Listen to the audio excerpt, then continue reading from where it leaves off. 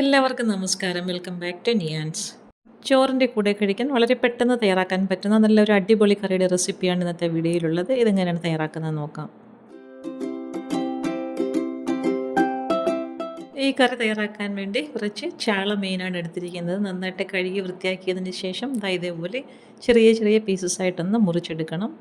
ഞാൻ ഇവിടെ ഒരു 7 ചാള മീൻ എടുത്തിട്ടുണ്ട്. അതിൻ്റെ കൂടെ തന്നെ അതിൻ്റെ മുട്ടയും കൂടെ ചേർക്കുന്നുണ്ട്. ഇനി ഇതങ്ങോട്ട് മാറ്റി വെച്ചതിന് ശേഷം കുറച്ച് സാധനങ്ങളൊന്ന് അരിഞ്ഞെടുക്കാനുണ്ട്. അപ്പോൾ ഇതിലേക്കൊരു പകുതി സവാളയാണ് ചേർത്ത് കൊടുക്കുന്നത്.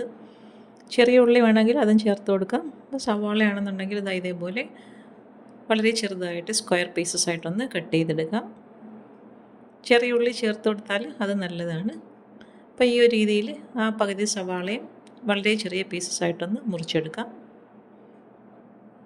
അപ്പോൾ സവാള മുറിച്ച് മാറ്റിയതിന് ശേഷം നമുക്കിനി ഒരു തക്കാളിയും കൂടി ഇതിലേക്ക് ചേർത്ത് കൊടുക്കാനുണ്ട്. ചെറിയ ഉള്ളിയാണ് ചേർത്ത് കൊടുക്കുന്നതെങ്കിൽ കുറച്ചുകൂടി ടേസ്റ്റ് ആയിരിക്കും. അപ്പോൾ സവാള അരിഞ്ഞ് മാറ്റിയതിന് ശേഷം ഒരു തക്കാളി എടുത്തിട്ടുണ്ട്. നല്ലതുപോലെ ഒന്ന് കഴുകിയതിന് ശേഷം അതിൻ്റെയും ചെറിയ ചെറിയ സ്ക്വയർ പീസസ് ആയിട്ടൊന്ന് കട്ട് ചെയ്തെടുക്കാം. ഇതേപോലെ ആദ്യം ഒന്ന് നീളത്തിലൊന്ന് മുറിച്ചെടുക്കാം. അതിന് ശേഷം ഇതിനെ ഒന്ന് ചെറിയ ചെറിയ പീസസ് ആയിട്ട് ഇതേപോലെ ഒന്ന് അരിഞ്ഞെടുക്കാം. അപ്പോൾ തക്കാളി അരിഞ്ഞതിന് ശേഷം അതൊന്ന് മാറ്റി വയ്ക്കാം. ഇതൊരു വലിയ തക്കാളിയാണ്. ചെറിയ തക്കാളിയാണെങ്കിൽ 2 എണ്ണം വരെ ചേർത്ത് കൊടുക്കാം. അപ്പോൾ തക്കാളി അരിഞ്ഞ് അതും മാറ്റി വെച്ചിട്ടുണ്ട്. ഇനി നമുക്ക് ഇതെല്ലാം അരിഞ്ഞു വെച്ചിരിക്കുന്ന മീനിലേക്ക് ചേർത്ത് കൊടുക്കണം. അപ്പോൾ ഇതേപോലെ സവാള അരിഞ്ഞത് അതിലേക്ക് ചേർത്ത് കൊടുക്കാം. അതുപോലെ തന്നെ തക്കാളി അരിഞ്ഞതും കൂടി ചേർത്ത് കൊടുക്കാം. ഇനി ഇതിലേക്ക് ആവശ്യത്തിനുള്ള ഉപ്പിട്ട് കൊടുക്കാം. ഉപ്പ് ഇട്ട് കൊടുത്തതിന് ശേഷം കുറച്ച് കറിവേപ്പിലയും കൂടി ഇട്ട് കൊടുക്കാം. ഇനി ഇതിലേക്ക് മുളക് ചേർത്ത് കൊടുക്കുന്നുണ്ട്. അപ്പോൾ ഇത് ഉണ്ടമുളകാണ്, പാൽമുളകാണ്, നല്ല മണമുള്ളതാണ്. അപ്പോൾ ഇതേപോലെ നീളത്തിലൊന്ന് 4 5 ആയിട്ടൊക്കെ ഒന്ന് മുറിച്ചിടാം. ഇത് എരിവും ഉണ്ട്, മണവും ഉണ്ട്. അപ്പോൾ ഇങ്ങനെയുള്ള മുളക് ചേർക്കുകയാണെന്നുണ്ടെങ്കിൽ ഇതിന് നല്ലൊരു മണവും കൂടെ കിട്ടും. ഇനി പുളിക്ക് ആവശ്യമുള്ള മാങ്ങ ചേർത്ത് കൊടുക്കുന്നുണ്ട്. മാങ്ങയും ഇതേപോലെ ചെറിയ ചെറിയ പീസസ് ആയിട്ടാണ് മുറിച്ച് കൊടുക്കുന്നത്. എടുക്കുന്ന മാങ്ങയുടെ പുളിക്ക് അനുസരിച്ച് ചേർത്ത് കൊടുത്തോളൂ. അപ്പോൾ മാങ്ങയും ഈ ഒരു രീതിയിൽ വളരെ ചെറിയ പീസസ് ആയിട്ടൊന്ന് മുറിച്ചെടുക്കാം. ഇനി ഇതിലേക്കൊരു 1/4 ടീസ്പൂൺ അളവിൽ മഞ്ഞൾപ്പൊടിയും 1/2 ടീസ്പൂൺ അളവിൽ മുളക് പൊടിയും ചേർത്ത് കൊടുക്കാം. ഇനി ഇതിലേക്ക് ആവശ്യത്തിനുള്ള വെള്ളം ഒഴിച്ചു കൊടുക്കാം. വെള്ളം ഒഴിച്ചു കൊടുത്തതിന് ശേഷം എല്ലാം കൂടി നല്ലതുപോലെ ഒന്ന് ഇളക്കി കൊടുക്കാം. അപ്പോൾ ചേർത്ത് കൊടുത്ത മുളക് പൊടിയും മഞ്ഞൾപ്പൊടിയൊക്കെ വെള്ളത്തിലൊന്ന് മിക്സായി കിട്ടണം. ആ ഒരു രീതിയിൽ നന്നായിട്ടൊന്ന് ഇളക്കി കൊടുക്കാം. ഇളക്കി കൊടുത്തതിന് ശേഷം ചട്ടി മൂടി വെച്ച് അടുപ്പിലേക്ക് വെച്ച് കൊടുക്കാം. അപ്പം ആ മീൻ വേകുന്ന സമയം കൊണ്ട് നമുക്ക് അരപ്പും കൊണ്ട് തയ്യാറാക്കി എടുക്കണം.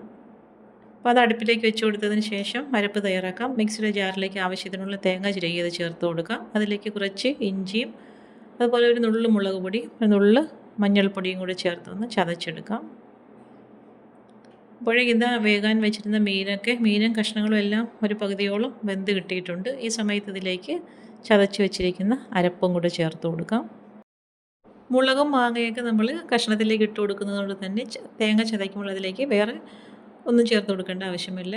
തേങ്ങയും ഇഞ്ചിയും മുളക് പൊടിയും മഞ്ഞൾപ്പൊടിയും മാത്രം മതിയാകും. ഇനി മൂടി വെച്ചതിന് ശേഷം ഒന്നുകൂടി ഒന്ന് അരപ്പൊക്കെ ഒന്ന് ആവി കയറ്റി എടുക്കണം. പിന്നീട് തുറന്നിട്ട് നന്നായിട്ടൊന്ന് ഇളക്കി കൊടുക്കാം. ഇളക്കി കൊടുത്തതിന് ശേഷം കുറച്ച് വെളിച്ചെണ്ണയും കൂടെ ഒഴിച്ചു കൊടുത്താൽ നമ്മുടെ അവിയൽ റെഡിയായി കഴിഞ്ഞു. വെളിച്ചെണ്ണ ഒഴിച്ചു കൊടുത്താൽ ഇതേപോലെ നല്ലതുപോലെ ഒന്ന് ഇളക്കി കൊടുക്കാം. അപ്പം കുറച്ച് ഗ്രേവിയോടുകൂടി ഇറക്കുന്നതാണ് നല്ലത്. ചോറിലേക്ക് ഒഴിച്ച് കഴിക്കാനൊക്കെ ഇതാണ് നല്ലത്. ഇനി നമുക്ക് ഫ്ലെയിം ഓഫ് ചെയ്ത് അടുപ്പിൽ നിന്നും മാറ്റാം. നല്ല അടിപൊളി ടേസ്റ്റാണ്. ചാള മീനും മുട്ടയും കൊണ്ട് ഈ ഒരു അവിയൽ ഇങ്ങനെ തയ്യാറാക്കി നോക്കൂ. ചോറിൻ്റെ കൂടെ വേറെ കറികളുടെ ഒന്നും ഒരു ആവശ്യവുമില്ല.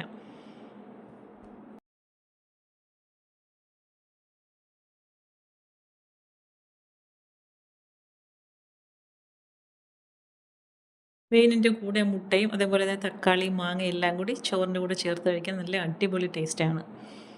പിന്നെ നമുക്ക് ചോറ് വിളമ്പിയിട്ട് കറി അതിൻ്റെ അറ്റത്തേക്ക് വെച്ച് കൊടുത്ത് വിളമ്പി കഴിക്കാം.